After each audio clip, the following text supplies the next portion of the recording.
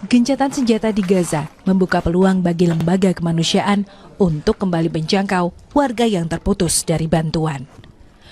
Memanfaatkan momentum ini, Program Pangan Dunia World Food Program mulai meningkatkan operasinya untuk menyalurkan bantuan pangan bagi mereka yang paling rentan.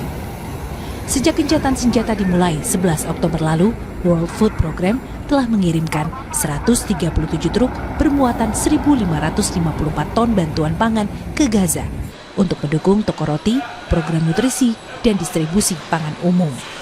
Dengan akses penuh, World Food Program bermaksud memulihkan sistem distribusi pangan regulernya dengan meningkatkan bantuan melalui 145 titik distribusi di seluruh jalur Gaza.